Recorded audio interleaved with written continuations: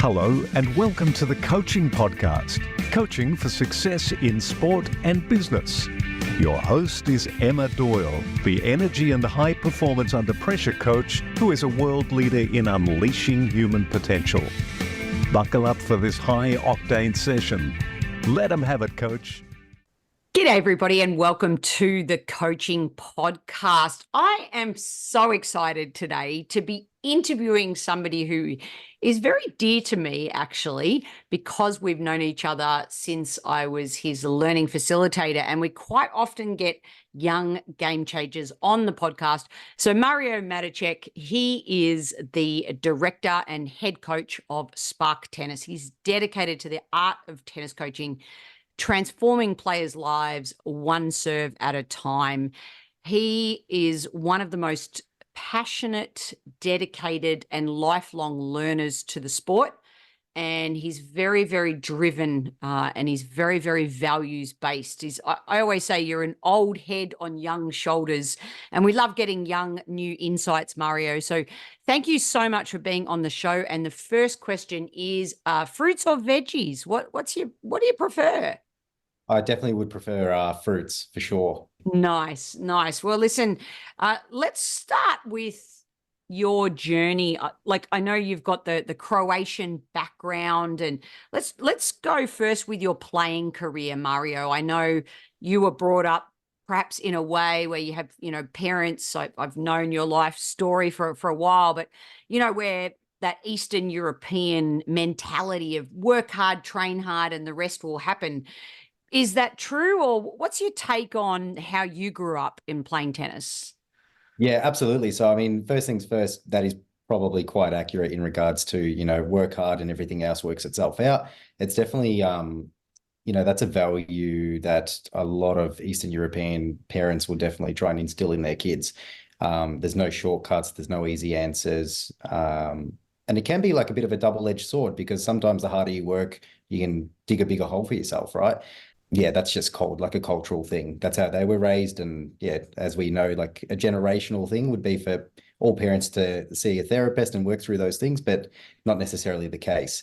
My mum and dad both instilled those values into me for tennis. I started tennis when I was probably 3 and then just fell in love with the game. I was actually talking to my very, very first coach, and he mentioned my dad being like a tennis parent that would stay very, very close to the net and monitor what's actually happening on the court from a young age. I couldn't remember that, but when I spoke to my dad, he's like, yeah, I was like that. I struggled to let go of control, and, that's something that he can recognize and realize. So it's good.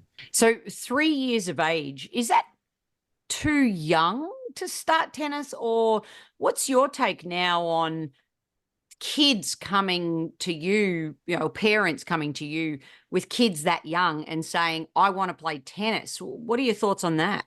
Like, we obviously run a tennis coaching business, like that's what we advertise as. But for that age, from 2, like we start as young as 2. So let's say 2 to 5, it's mainly fundamental motor skills that we try and focus on. So it's setting them up for other sports that they can, add into their life and become good at.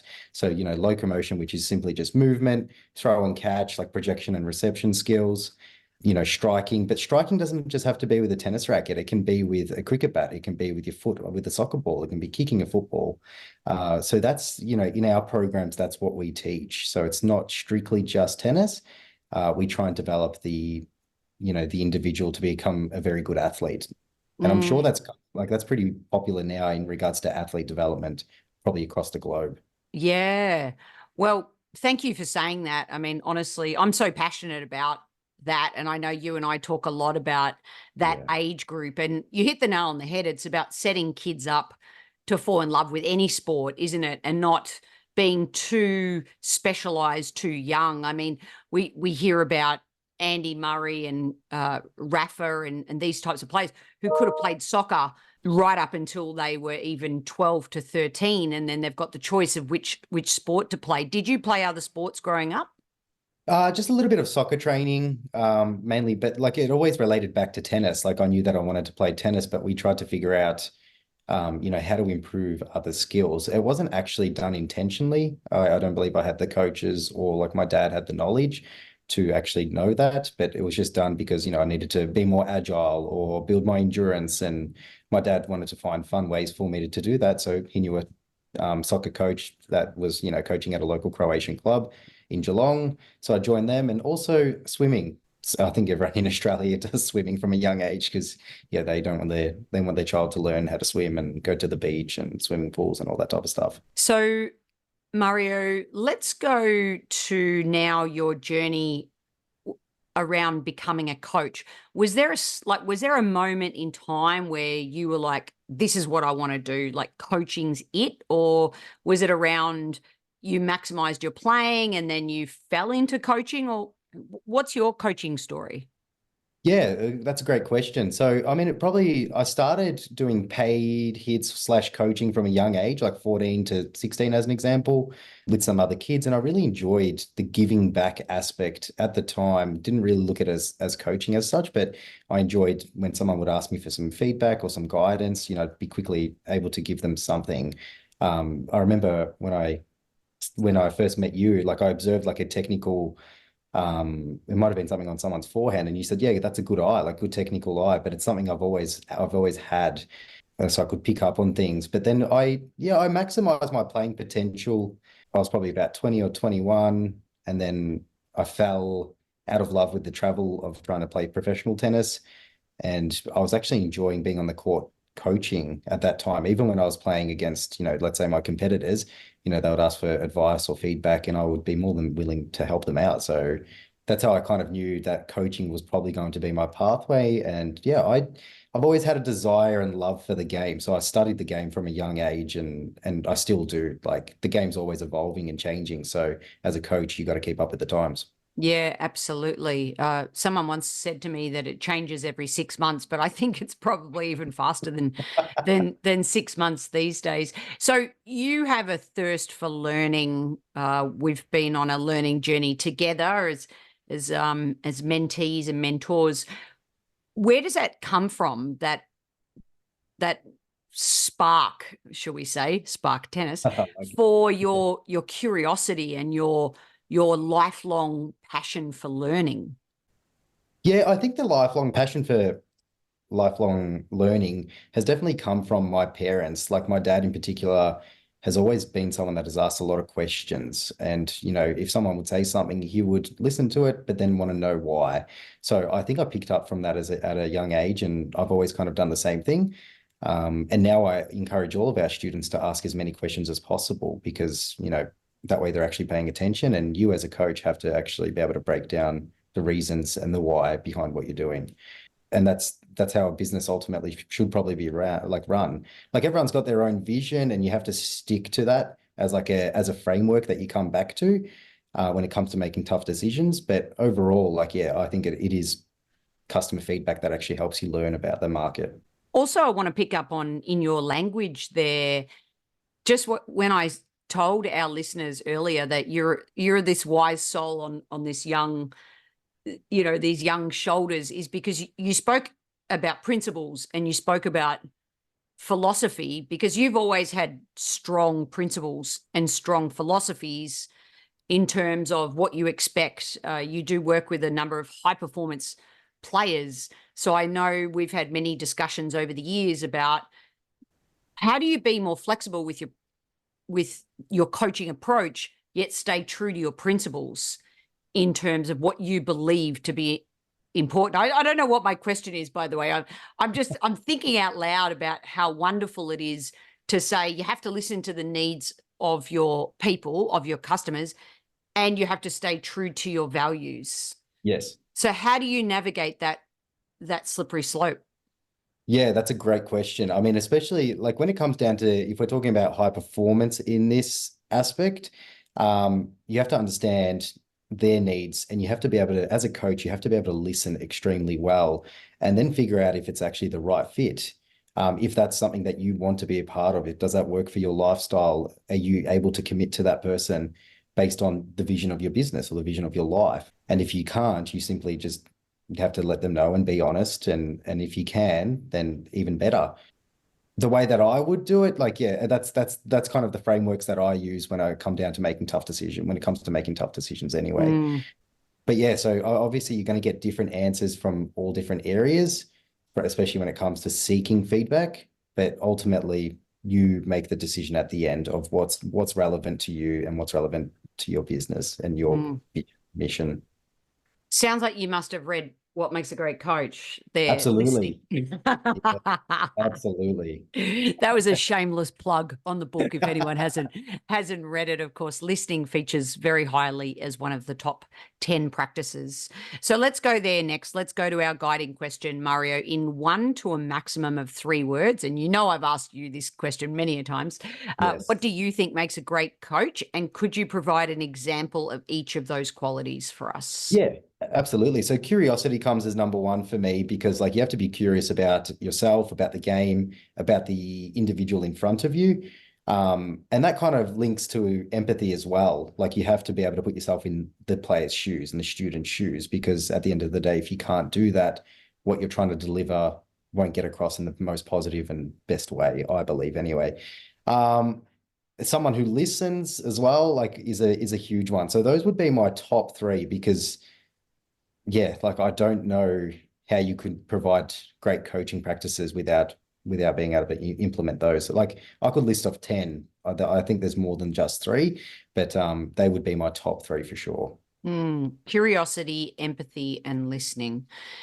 And would you say when we first met at the junior development coaching course, I don't even know how many years ago that was. 2016. Thank you. Would you say those 3 things is something that you are evolving over the years to come to that today? Like, in other words, how have you grown from the junior development coaching course to the coach you are today? Yeah, great question. That has definitely evolved. I believe when I first started coaching, it was kind of centered around me and what I thought was important, what I wanted to do. So like I was young, so you know, coming off the tour and a lot of players trying to reach professional level, like it is based around yourself and ego driven, and you do have to back yourself no matter what. And then when you go into coaching, you become the second most important person. The person in front of you becomes the most important. So you have to understand how you can deliver what they want. Absolutely. So Yeah. yeah, that's definitely been like an evolution of my own growth and yeah, my coaching philosophy. So, what advice have you got out there for young coaches listening? Like, what are your top 3 tips if they were back where you were? How can Yep. they grow, especially quickly? Like, I know we can't speed up time. I'm always talking to you about confidence equals time plus experience, which is our favorite coaching formula as it relates to Yep. confidence. But I know that young people want to move fast. They want to become a great coach as quick as they can. So what are your top 3 tips for somebody listening who's young thinking like that? Yeah, like I would break it down to always try and go to bed each night being a little bit wiser than when you woke up. And that kind of links to, you know, approaching each day as a beginner. Like you have to actually accept the fact that you know very little. And even if you know a lot, I think that mindset actually kind of helps you to continue learning and evolving. Like I have learned a lot over the last 5 or 6 years, but like I'll still come to you and ask you some questions that may be like really simplistic because I just want to understand it on an even deeper level. I remember you once mentioned to me, you know, the best coaches in the world are just really good at the basics, like exceptional at the basics.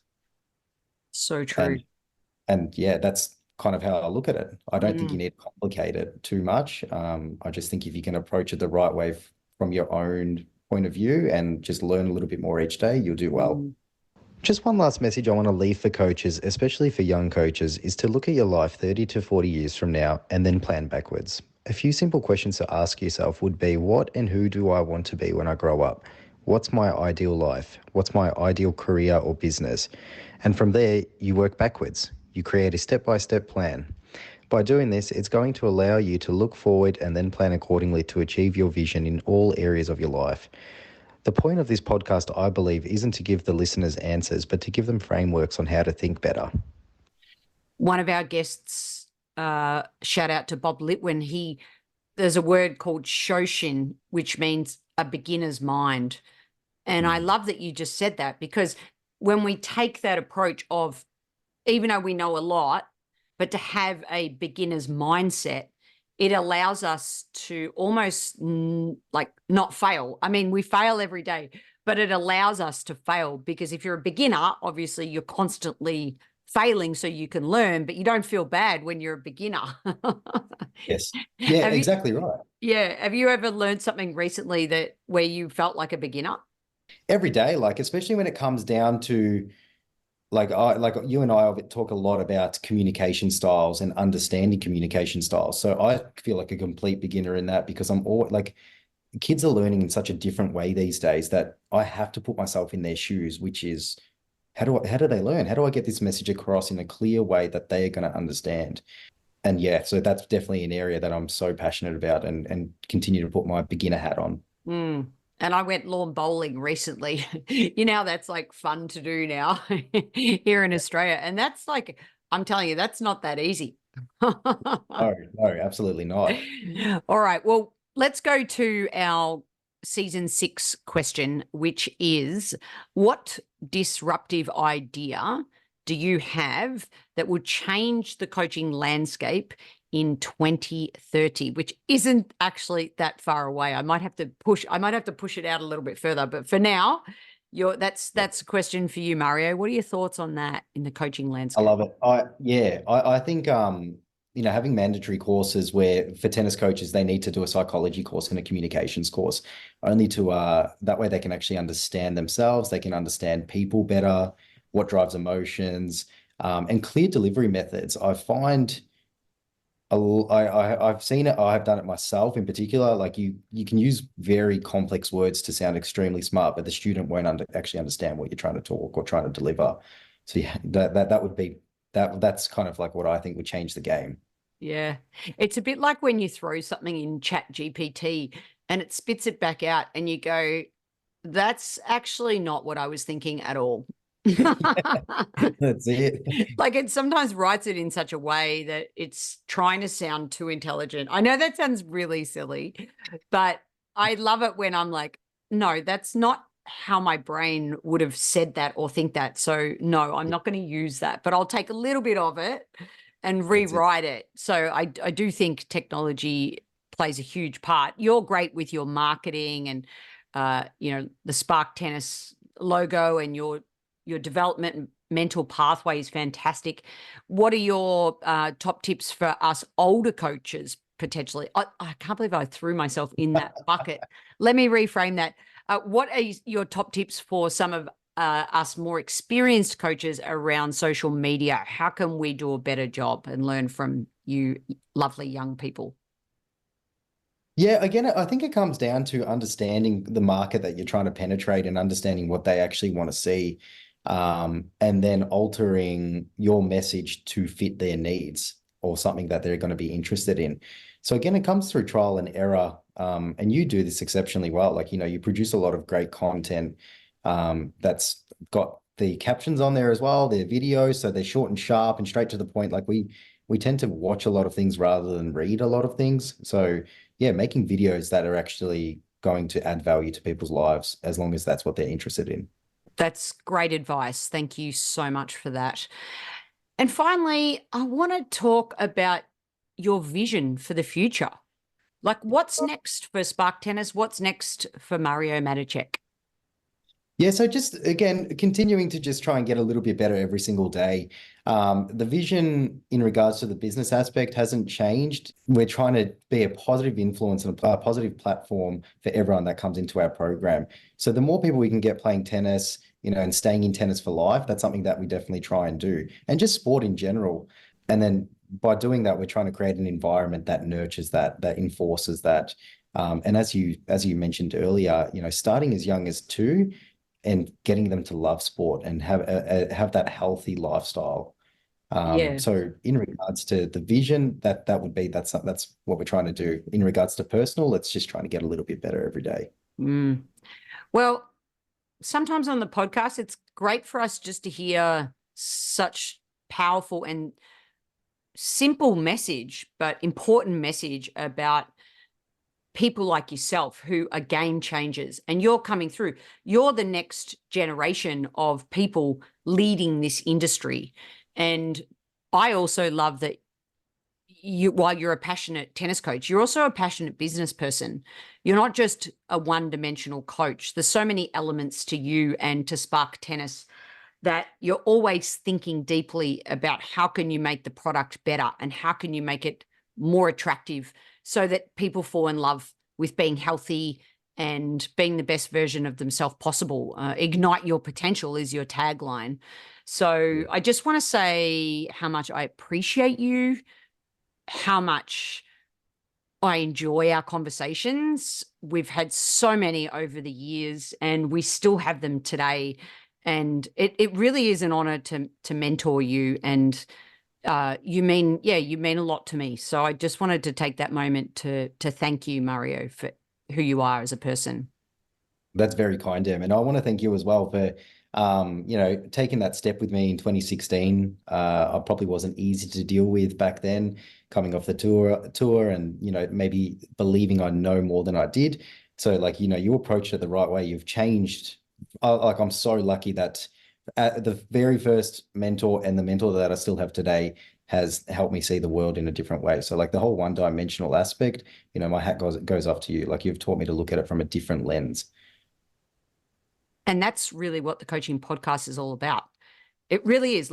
The reason I do this and the reason, and sometimes it's not always easy, full transparency. This interview is happening on a Saturday.